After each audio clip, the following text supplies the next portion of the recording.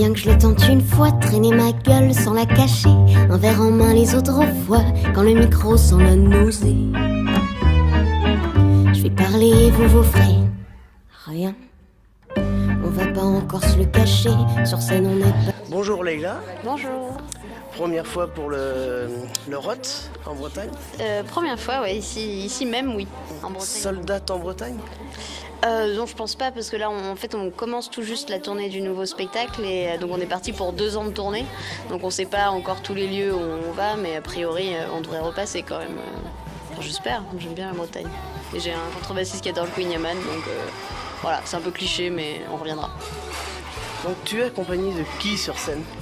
De Sylvain Pourra à la contrebasse et à la guitare, et de Thibaut Sabi au piano et à la batterie, qui sont des tueurs. Voilà.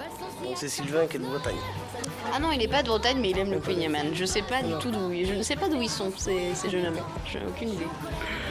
Si j'ai le plaisir de discuter avec eux après. Alors pourquoi le nom Auguste? Auguste, c'est le clown avec le nez rouge, en fait. Donc le compagnon du clown blanc. Et c'est juste que je trouve très beau cet artiste de scène-là, parce que son métier, c'est de se faire moquer. Et nous, en tant que chanteurs, en tant que machin, on oublie ça. On est des égos sur pattes, on est des machins. Et ça, les clowns, c'est des mecs qui ont bossé toute leur vie, qui ont appris des trucs de fous, qui sont très très forts dans toutes les disciplines du cirque la plupart du temps. Et ils bossent juste pour faire bien semblant de ne pas savoir faire. Et je trouve ça extrêmement classe. Pour moi, c'est les sages. Enfin voilà, il y a le Dalai Lama, pour moi, il y a Auguste, quoi. Dalai Lama, oui, je le dis très bien, je sais. Donc ça t'a apporté la couleur rouge à ton album, je pense. Pourquoi cette couleur exactement? Alors le rouge, déjà il y a le clown, il y avait le côté genre justement le clown tu choisis pas si t'es un clown ou pas, et moi je suis tombée dedans quand j'étais petite, voilà, je suis rouge partout, je l'ai peut-être pas sur le nez mais je l'ai. Après il y a en fait beaucoup de choses, la couleur rouge est très forte symboliquement, parce que c'est l'amour, parce que c'est la passion, parce que c'est aussi le sang, c'est aussi plein de choses, et en fait il y a tout ça dans cet album, et toutes les chansons peuvent être rapprochées du rouge, l'enfant communiste forcément, entre le communiste et le fait que ça parle de l'amour pendant les règles, le sang, voilà.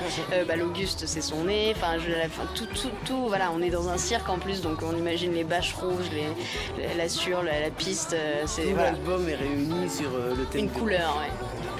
Donc tu as fait déjà des premières parties avec Alexis H, Gauvin Serre, j'en passe. Ouais, on a fait quelques premières parties. Alexis HK, ça arrive, on va en faire 2, une à Genève et puis une à Lyon. Donc je suis très très contente parce que j'aime beaucoup Alexis. Et Gauvin Serre, ouais, ça c'était avec l'ombre, l'autre spectacle. C'était hyper sympa, trop cool. Et de toute façon, la plupart des gens qu'on croise, franchement, il n'y a pas grand chose à dire. On a vu Pauline Croze, là, on s'est pris une grosse claque par Lily Crow et Thierry Chazelle aussi, qui nous ont vraiment mis une grosse baffe. Ça fait du bien de voir. C'est assez agréable de faire des premières parties parce que du coup, après, tu regardes un spectacle. C'est trop cool, quoi. C'est trop cool. Donc, on en vient à The Voice qui t'a fait connaître. Alors, c'était The Voice 3, c'était en 2014. Raconte-moi un peu l'expérience de The Voice. Non, il n'y a pas grand chose à en dire, hein. C'est ce qu'on a vu à la télé, voilà. Donc j'ai fait mon audition à l'aveugle, enfin bref. Moi je jouais dans la rue, je connaissais pas cette émission, ils m'ont vu, ils m'ont proposé de faire ça, je voulais pas faire de la musique à ce moment-là, j'y suis un peu allée sans pression, mais c'était un peu ridicule de ma part parce que j'ai pas une voix de The Voice, quoi. J'aime écrire des chansons, donc c'était pas hyper intelligent.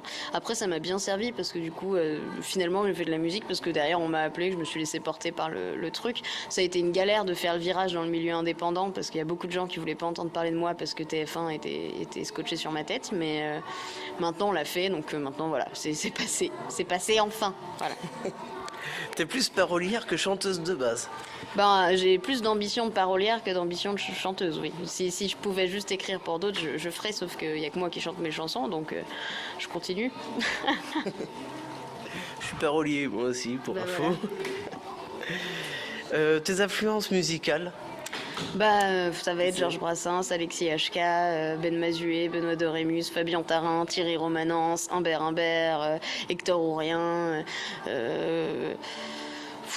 Frédéric Fromet, il y a une affiche de lui là, je l'adore. Non mais enfin, je veux dire, il y a beaucoup de choses en chanson, plus ou moins chansons traditionnelles d'ailleurs.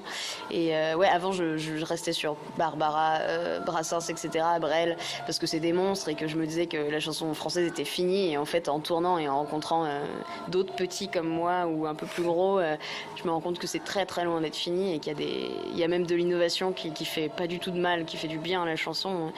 Bref, la chanson n'est pas morte, on va y arriver. Un duo que t'aimerais faire, ce serait avec qui? Oh bah Alexis HK. Mais je veux pas le faire n'importe comment, enfin bref.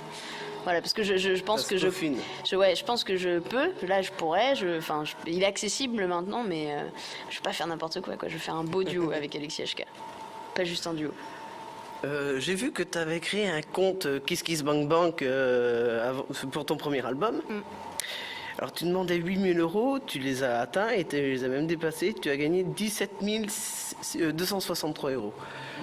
Raconte-moi un peu ce que t'as apporté, ce que ça t'a apporté en plus et si tu recommenceras. Non, je recommencerai pas. Ça a été une bonne grosse galère. Alors merci beaucoup à tous les gens qui ont soutenu le truc parce que grâce à vous, on a pu faire l'ombre finalement. Mais le problème, c'est que voilà, l'idée c'était un peu de rentabiliser The Voice, justement, les gens qui avaient vu machin. Donc c'est dit en sortant, moi j'étais pas prête à faire un album, j'avais rien, j'avais pas assez de chansons, je savais pas par où prendre le truc. Mais on s'est dit ce serait quand même con de rien faire derrière The Voice parce que c'est ce moment-là où les gens se souviennent de toi. Donc on a balancé ça. Mais après, il fallait faire l'album et en fait, j'ai galéré pendant 2 ans, je crois. Mais par contre, ces sous ont finalement quand même servi à faire l'album L'Ombre. On a pu le faire grâce à ça.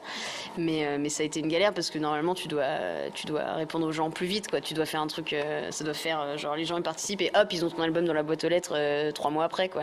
Et là, les pauvres personnes, ils ont attendu 2 ans, donc je suis un peu désolée.